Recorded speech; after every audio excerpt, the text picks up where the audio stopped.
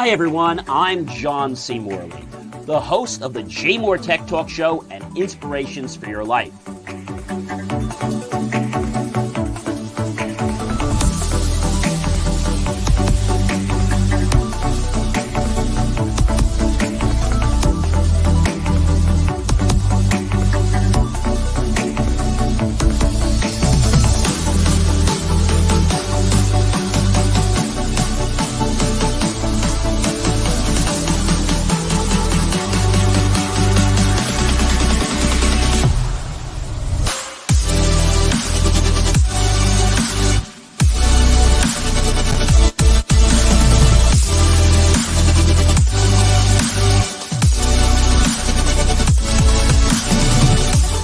Hey guys, it is John C. Morley here, serial entrepreneur, and welcome to the JMOR Tech Talk Show.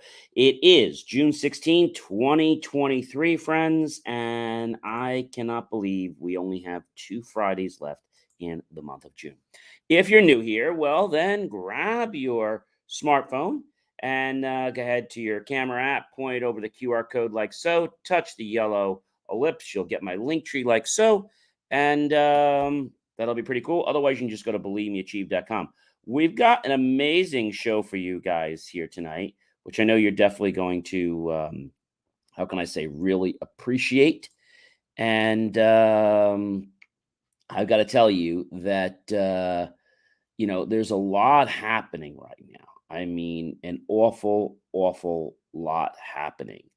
And what I mean by that is there's so much going on that it can be overwhelming for some. So let's just get right into this, okay? Well, the first topic I'm going to cover is there is a new Google lawsuit and it aims to curb fake business reviews. In fact, Google has trying to clamp down on this. I mean, that's what they're trying to do. And, you might be saying, gee, why?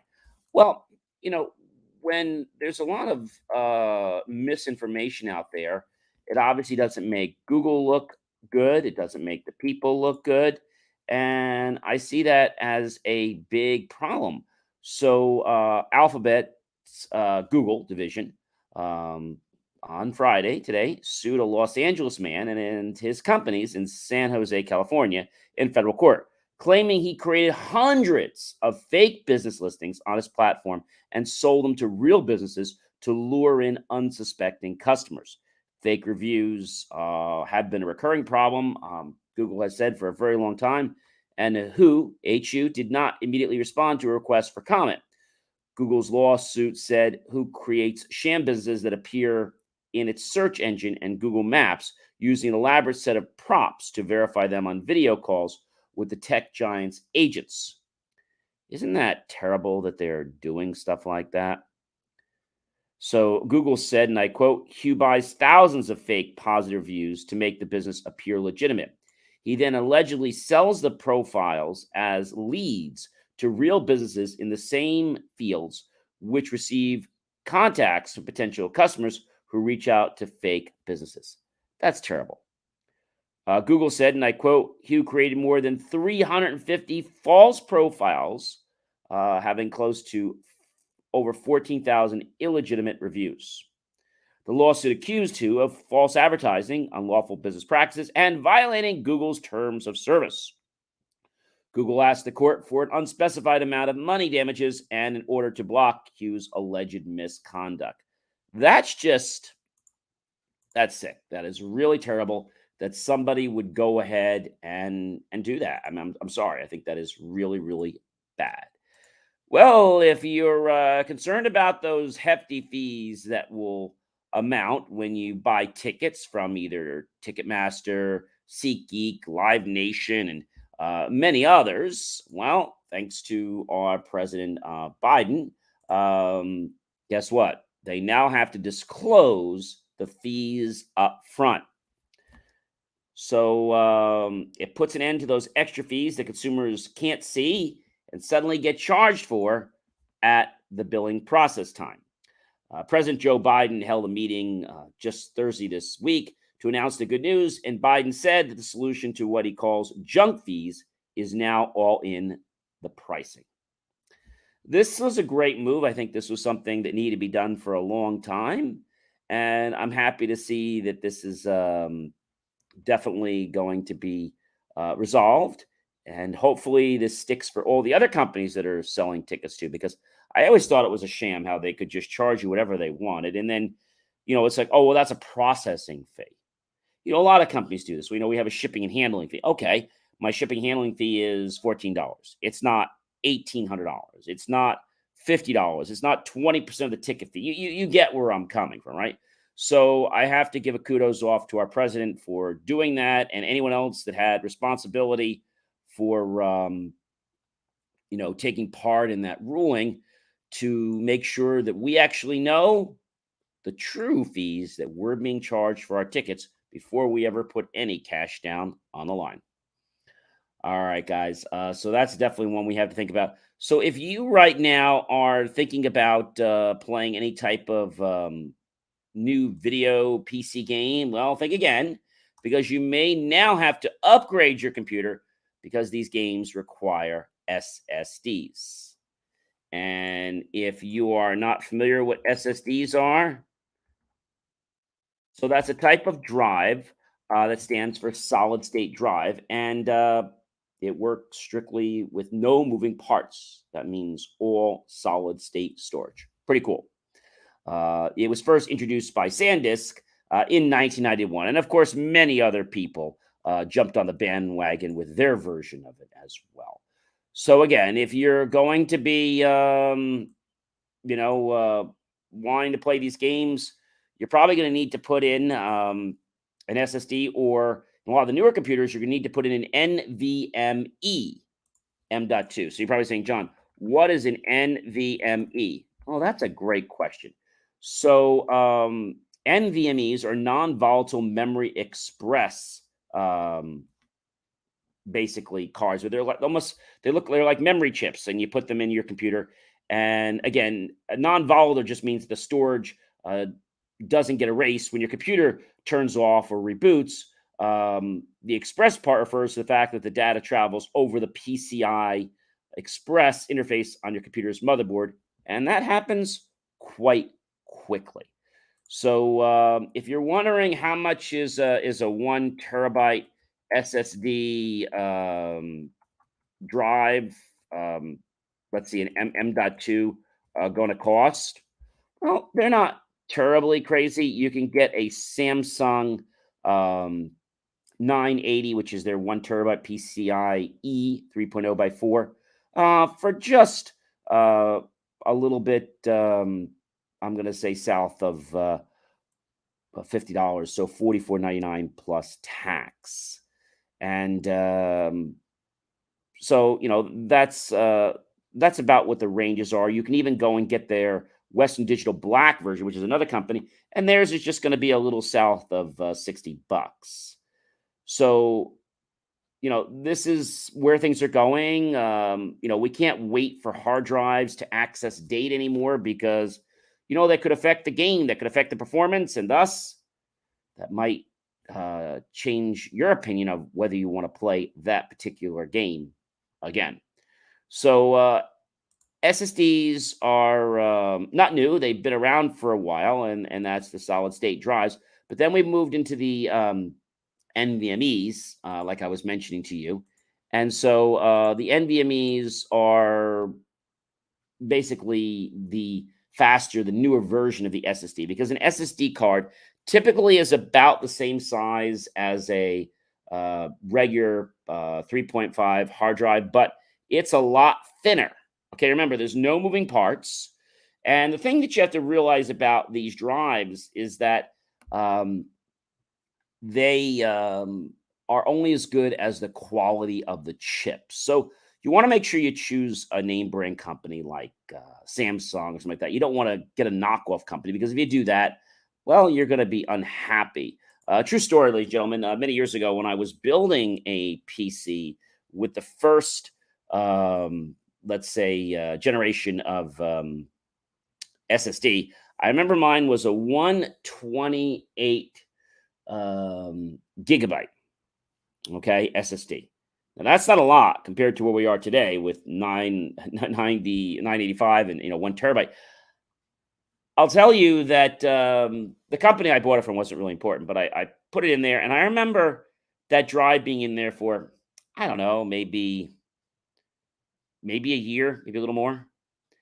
And that drive I knew was failing because, see, I put all my operating system information on the SSD drive, and I kept my regular drives for storage. Now, today, what I typically do is I keep all my operating system data on most PCs on my NVMe's or my SSDs if I don't have NVMe's in that computer. And then I will have an SSD drive to store my data. But some people, if they're large, then they're going to go ahead with an enterprise class, depending on what they're using it for, to store their particular information. So SSDs, ladies and gentlemen, are the way of the future. And whether you're going to use an Xbox or anything, definitely think about this, because if you're still, hanging on to that huge 8 terabyte hard drive that spins for your PC, game installing, well, might be time for you to start looking at SSDs, because they'll become the new minimum specification for modern PC games. And while SSDs have shipped as standard in the last of the greatest PC gaming rigs and laptops, we haven't seen game developers really push for SSDs as a minimum. Now, I'm not saying you have to have an NVMe. I'm saying you have to have a solid state drive. And they're going to check whether it's a solid state drive, or guess what? It may not install. They might get that picky. The Microsoft Xbox games is saying that the Bethesda's first new IP in 25 years, Starfield, will require 125 gigabytes of SSD storage when it debuts on September 6th. It's not a recommendation. It's a minimum specification to play Starfield on a PC. So you want to start playing games? Well, you got to start to have the new requirements.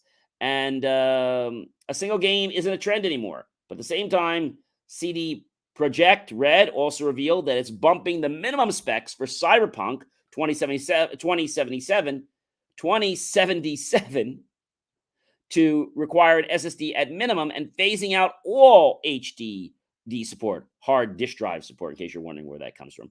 While the system requirements change for Cyberpunk's 2077, it's related to the upcoming Phantom Liberty expansion that won't ship on older hard disk drive powered Xbox One and the PS4 consoles, as the base PC game will be updated soon to this new SSD minimum spec. I think it's great because having a good SSD really can give you value in the PC. I always say there's two important things that you want to do to step up your PC. One is increase the RAM, and if it doesn't have a SSD type drive, definitely put one in. Take out that mechanical drive and get away. Again, they're quieter, plus they're much faster. And if you can do it, your PC supports or laptop, definitely install an NVMe M.2. I mean, you will be so grateful with that, the amount of results. So what happened with this situation? So my drive was about, 11:30 at night. I turn it on, and you get the blue screen of death error. And I'm like, this computer is like not even a year and a half old. And I built it. Everything was really flawless with it.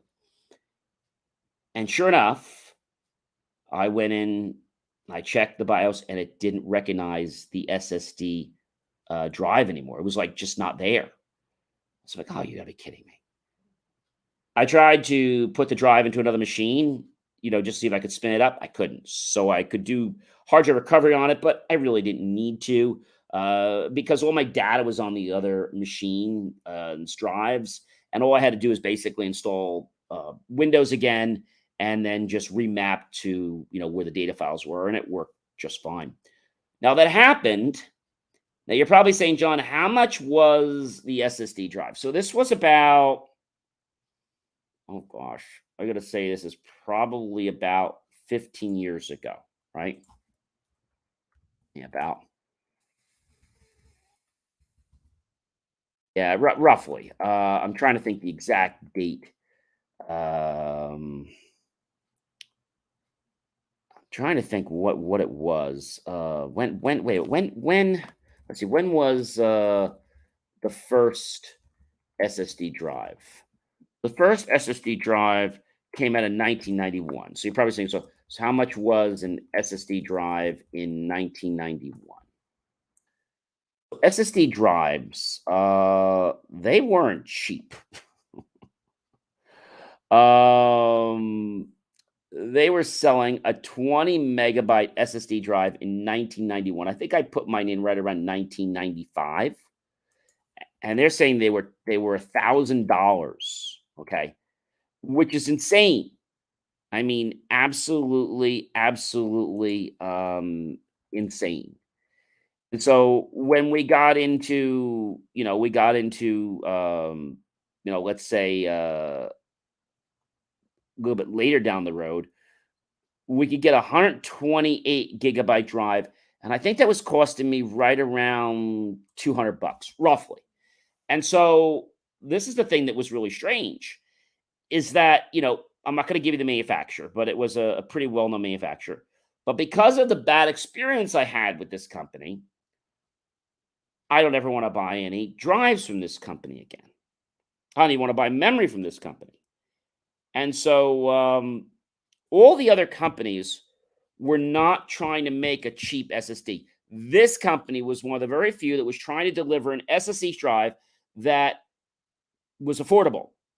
So now I changed that drive. Do you know what happened about 6 months later with that brand new supposed drive that was covered under the warranty? It failed. When it failed this time, now we're into like 3 years since the PC was built. I said, I had enough. I'm just going to get the best drive I can get something that has at least a 250 gigabyte or 500 gigabyte BSSD. I got that, and the computer is working fine. So there are different qualities of components, such that SSD drives, etc. So there are different qualities, as I said, of SSD drives because of the chips that are installed.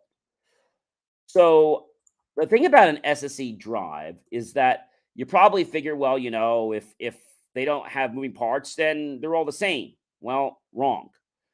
And so it really depends about the controller. Okay, it depends about the controller that's on there. And the one I'm talking about is the MSATA SSD, and it's basically enclosed in a 2.5-inch SSD, casing, and it has the blade style connector on the back that handles your power on the one side and your data on the other. And then you remember what happened with the M.2 form factor in 2018, and then the MSATA SSD upgrade really helps speed up the data with how they're pushing data through the main bus now. And the M.2, formerly known as the NGFF, or the next generation form factor, the M.2 solid state drives are like the MSATA predecessors. They have a small circuit board. They have the stud at one end with the flash memory and the controller chips. Instead of a slab-shaped device containing the chips, the system has the ability to give laptops and desktop makers a speedier storage interchangeable with a 2.5-inch hard drive, but in the MSATA or the M.2 perch type format or form factor. So there are different sizes of M.2s depending on which one your manufacturer wants to use, but the M.2 is pretty standard, for laptops and things like that. And typically one size is what's being used a lot.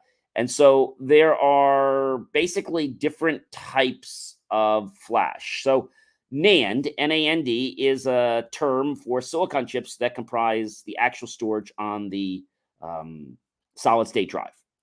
And NAND just refers to the type of logic gates used in the memory structure. That's really what it is.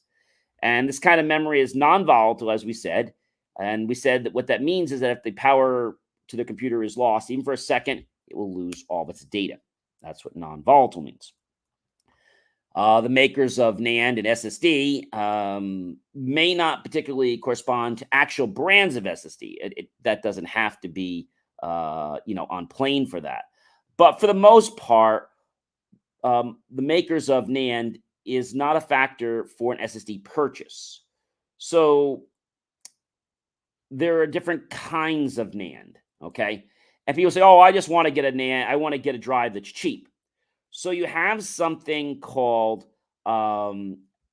basically SLC, you have MLC, or you have TLC, okay? And they're going to affect the price. So there's 3 different types. The most common in the early days of consumers was the multi-level cell and the single-level cell. The multi-level cell was generally the cheaper of the two, and the multi-level refers to the ability of each MLC memory cell, in most cases, to host 4 states, and thus 2 bits per cell due to its architecture. SLC memory cells can exist in only 1 state, on or off, 1 or 0, thus store 1 bit per cell, okay? And so SLC in general is a lot stabler, okay? Also, it's more money. So that's why a lot of people don't go with those drives, because those are a little more money. And MLC has a higher density to make it cheaper to manufacture. That's why a lot of people go with the MLCs. And so, but the error compensation in the firmware is necessary to keep it in check. Otherwise, the MLC drive will fail. And the thing about MLCs or any SSDs you don't realize is that they have a time, what I'll call the maximum time between failures, okay? Maximum hours between failures. And the MLCs tend to be rated for fewer read and write cycles, which is what we call it, than the SLC, okay? And so the thing about understanding this is that SLCs are going to cost more money. They just are. There's no way around that. And then a variant of the MLC is called the eMLC, which uses technologies that kind of go back to the cell wear and thus data loss and premium price drive spaces for a stabler drive. But again, these are more for your data centers and things like that. Also, some manufacturers don't put a high quality controller on, which is why you can buy an SSD drive. So if you say to me, John, what is the cheapest SSD you can buy? Well, the cheapest SSD drive that you can actually buy right now, if you were to go into a store and try to buy one without giving you the name or anything, you could get yourself a drive that's like I'm going to call it like a no-name brand is what I'm going to call it, because it's not a name that you would recognize, okay? It's not a name you would recognize. And so you figure, well, an SSD drive's an SSD drive, It's not like, hey, a Pentium's a Pentium or Intel's an Intel. Or it's not like that, because you're getting something different. It's not apples and oranges, right? That's really the difference. So you can get inland drives, okay, a 512 SSD drive, okay, a TLC drive, okay, for $24.99. So what is a TLC NAND? We didn't talk about TLC. So TLC is another type of technology. It's been successful, but again, there are more bits of data per cell. So it's not as reliable as, the SLC or the eMLC. But a lot of people don't know this. They just go for whatever the cheap thing is, and they figure, hey, this is all I want to get. So what I want to explain to you is, as we got on this conversation about gaming, I recommend you pick a major brand like Samsung. And I recommend you picking their higher version. Okay. It's not going to cost you that much more. It might cost you an extra 50 or 60 bucks more, depending on like if you're getting like a terabyte drive, but it's not that much more. And when you see how an SSD performs, you're like, oh my gosh, it's like, I've got to get an SSD. And we see an M.2 perform, you're like, wow, I've definitely got to go get an M.2. All right, let's move on to something else because I know that was definitely interesting. So if you're going to be doing something with gaming, you're going to need to go make sure your computer has an SSD drive, either in the format of that or in the M.2 format that plugs directly into your motherboard so they can interface directly to the bus. All right, so another interesting thing, and this is terrible. Shady Chinese firms' encryption chips got inside the U.S. Navy, NATO, and NASA. What's this all about? So you might be asking me a question, John.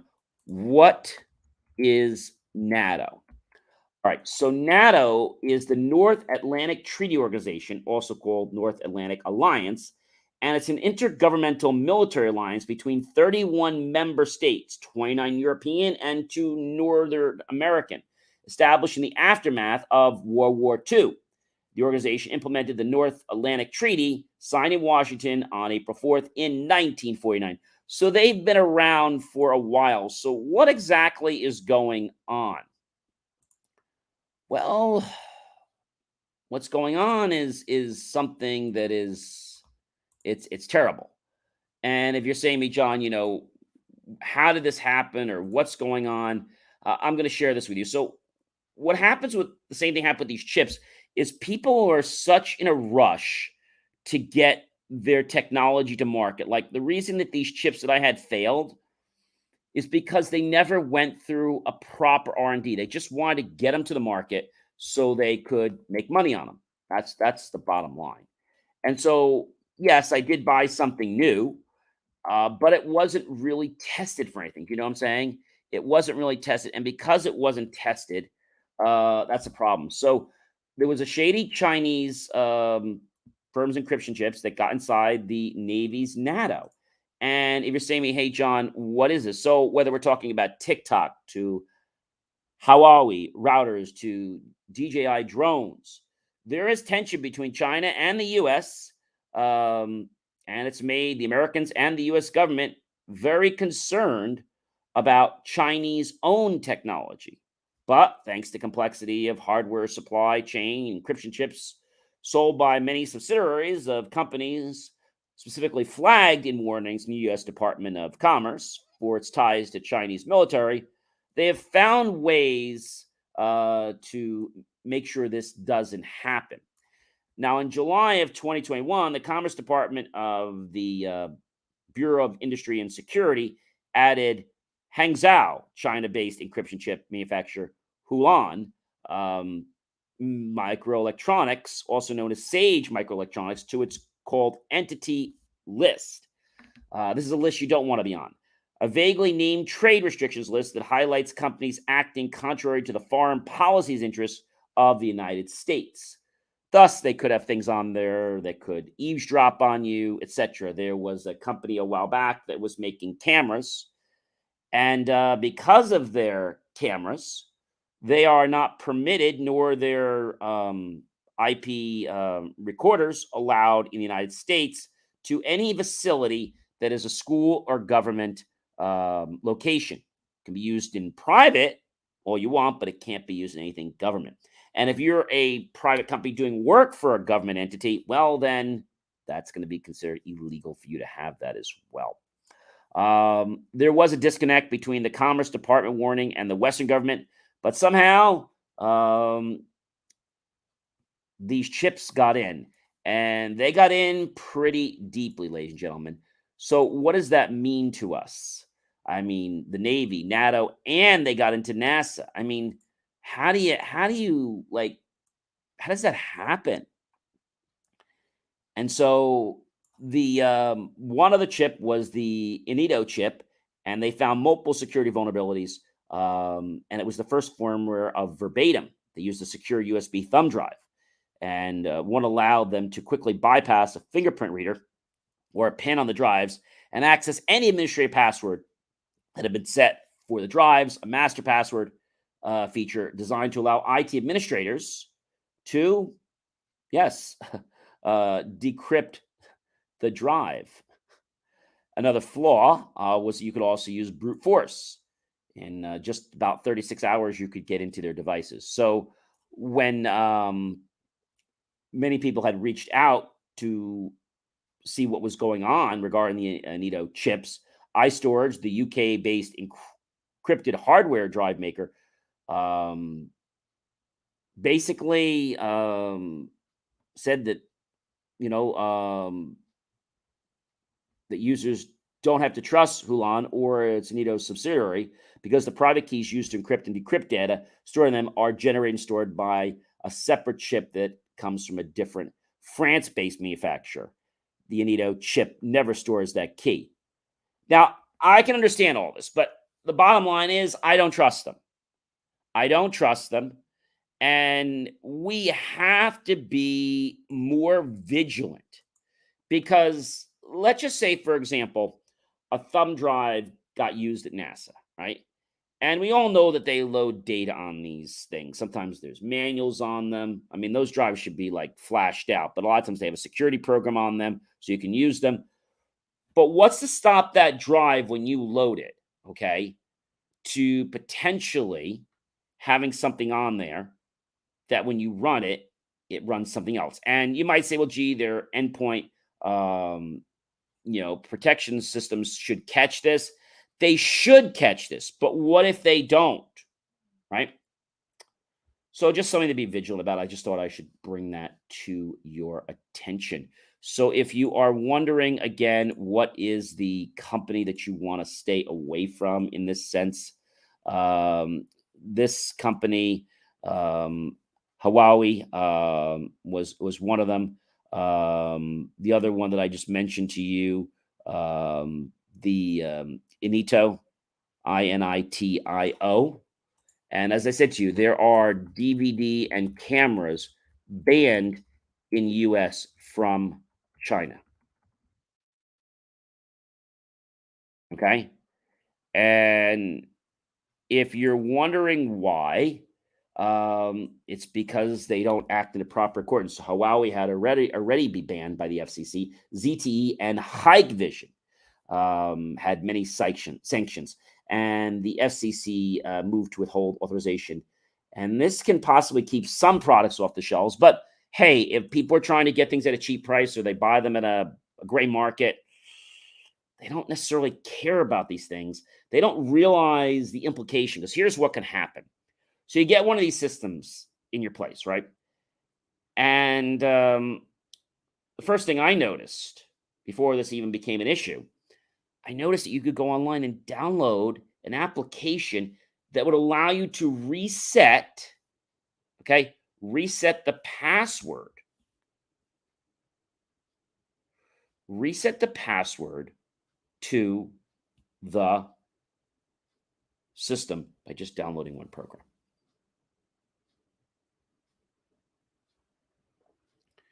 Tell me that's not messed up. Tell me. Tell me it's not messed up. So, price is not the only thing, ladies and gentlemen, you should be thinking about, because if it was, then I don't think we'd have the security concerns that we're having today. All right. So definitely stay vigilant and alert with that company. And ladies and gentlemen, Amazon. Yes, Prime Day is coming in 2023. Everything you need to know about Amazon Prime. First thing about Amazon Prime to let you know is the price has gone up on Prime. Yeah, so the cost of Prime, there are ways to pay less than $139 for Prime, though including things like student accounts and discounts for EBT and Medicaid recipients, but it's still $139. I remember when it was only like $99.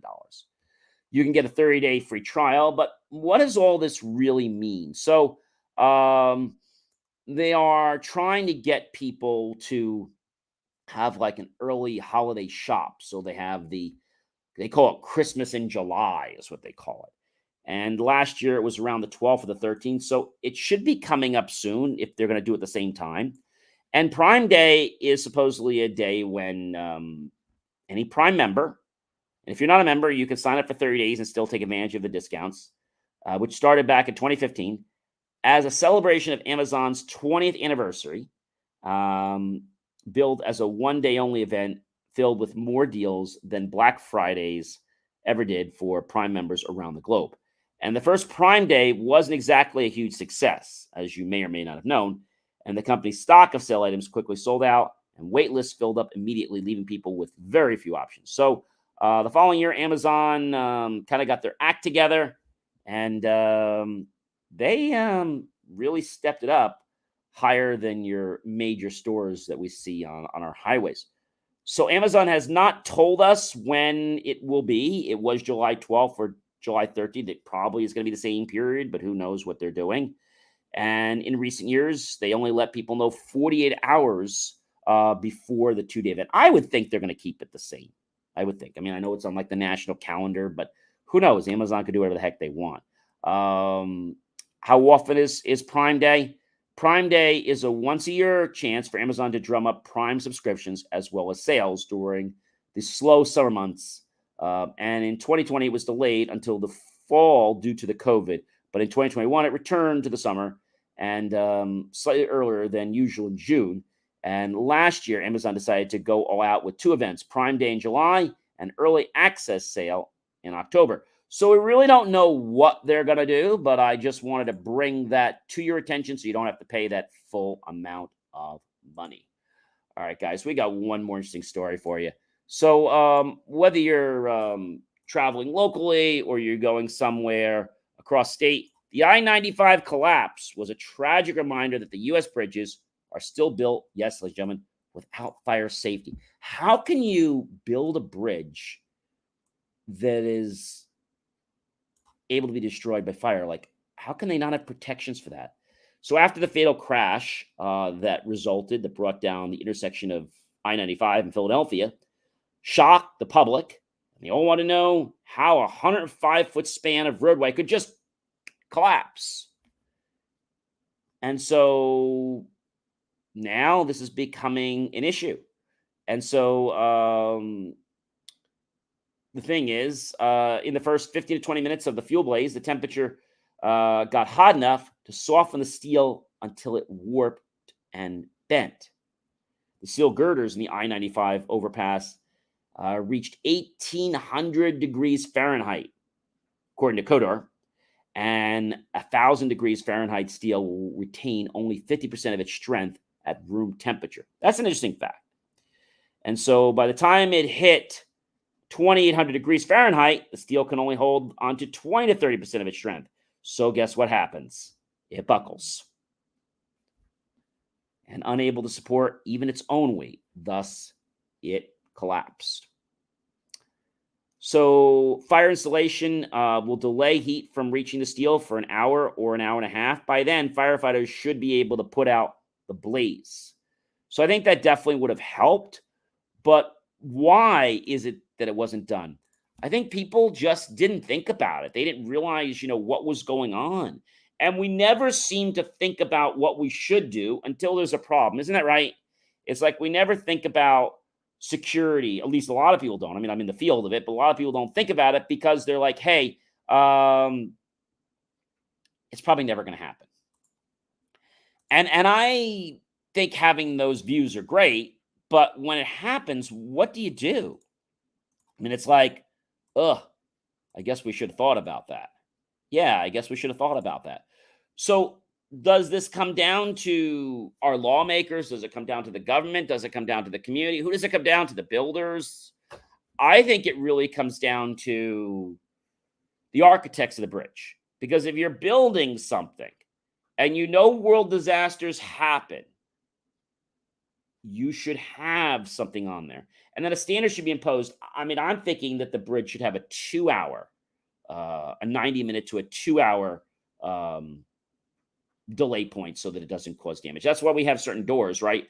Because if you have a door that's fire rated, the fire won't get through that door for maybe 60 minutes or maybe hour or 90 minutes, and then it will get through. So it delays, it doesn't prevent the fire from ever getting there, but it delays it. So while you're able to take care of what's going on, you can contain the problem before it starts to affect its structure. I think we're going to see a lot more things like that, ladies and gentlemen, not just here, but around the globe. And, just thinking about structures, we could be talking about buildings. And you might be saying, hey, John, how? I think we got to look at statistics. And when a bridge is being built, I think maybe if the architects aren't going to do this, I think maybe it's got to be part of local code enforcement that this bridge needs to have a fire rating for 90 minutes. Maybe it should go by the amount of people.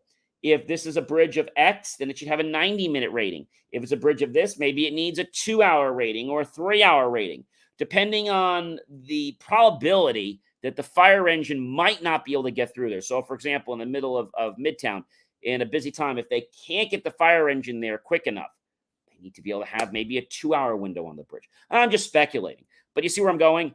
And I think if we have these kinds of conversations, then we wouldn't be sitting here with, oh my gosh, what am I supposed to do? Well, you were supposed to plan before the disaster happened, right?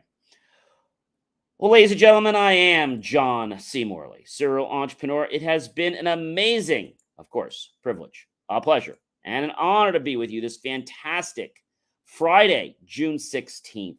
I know Father's Day is coming up this weekend, and I do want to take this opportunity and to wish all of the fathers, grandfathers, great grandfathers a very happy, healthy, prosperous, abundant Father's Day year, not just Father's Day.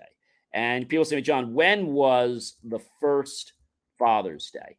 That was a great question. That comes to us from Katie in Illinois. And so Father's Day's origin started a while back.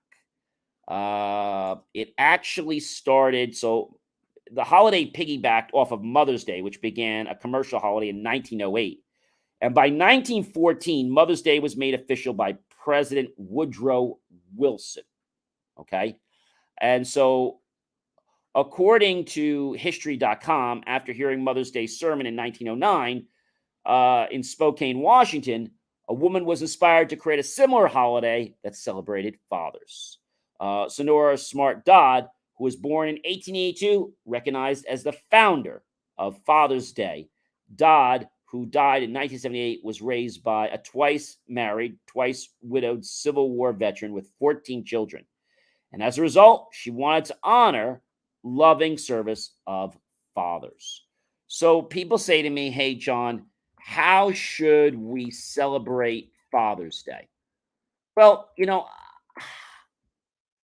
it depends. Every family is different.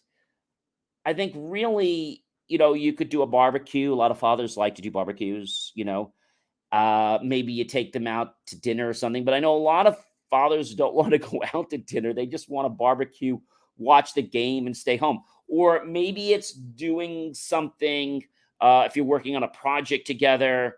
It depends. What does your father like to do? Maybe there's a certain food that he likes. Maybe he could barbecue if he likes barbecuing, but if he doesn't, maybe you can cook for him. Maybe your mom can make something, or other significant other can make something. Perhaps there's a certain dish that he likes. Make that. Maybe there's a certain cake that he likes. Maybe he likes chocolate or apple or whatever. So Father's Day is meant to show gratitude for our fathers, right? Our fathers were actually 50% of the responsibility that brought us into the world. But I think in our busy world, many of us don't take the time to say, hey, Dad, thank you. I appreciate you being my father. And so a lot of people have asked me this time and time again, what is the role of a good father? I could go on to this for hours, so I'm not going to keep this one very long. But I'm just going to try to give you a short synopsis of what the purpose of father is. So, um, a father is there to guide his son or daughter. Okay. And so the father also many times can help give their child purpose, um, encourage curiosity, empathy, um, instill wisdom, teach them how to be compassionate, teach them how to be able to live so that when they do leave the world, they can be an example that they'd always be proud of as they're looking down from heaven. I think that's really what a father is. It's not just about, creating birth and bringing her. There's a lot more of a responsibility. And I think a lot of fathers, because they don't understand how to become a father, they just perform the act of bringing you into the world, starting to bring you into the world. I think they don't get the fact that there's more.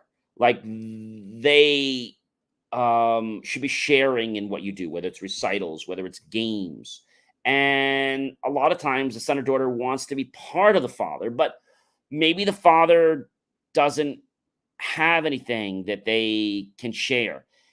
And, maybe they don't have the same skills as their son and daughter. So they might feel like, there's no place. I'll give you an example. So you guys know I'm an engineer, and I have skills that my dad doesn't have, but there are skills that he has that I don't have. Like I don't do things like I'm not a handy person. He can definitely do some handy stuff. And so when it comes to technology and fixing some things, but I say this to you because you need to figure out how to bond with your father. If you can't, um, don't worry about doing it overnight, but just kind of keep that in your head. And if you can't be with your father, like this weekend, I'm going to be, miles away. I made sure that I sent a card, and make sure you call on Father's Day. We always say the most important thing is the words that we don't say. And I got a great card. Taking the time to pick a card out with a great verse shows that you care. It shows that you care. And then, hey, dad, thanks for being my father. You know? And they will really like that. Some fathers get emotional, but I will tell you that they want to be a part of your life, regardless of your fights, regardless of your agreements to disagreements, right? They do want what's best for you, even though sometimes it may seem like you're here and they're way up here. They worry about you, they care about you, they love you. I am John C. Morley, serial entrepreneur. It has been, again, a privilege, a pleasure, and an honor to be with you this fantastic, amazing June 16, 2023. Yes, Friday night. And I hope you'll like, love, support the channel. Definitely comment below. Tag your friends, colleagues, and associates. Share this out with everyone you know on social media. Go to my YouTube channel, John Space C, Space MRLAY, Space Serial Entrepreneur, and look for that key phrase, ladies and gentlemen, to buy my team and I a cup of coffee, a bowl of fruit, or a delicious, savory dessert plate. And you know what?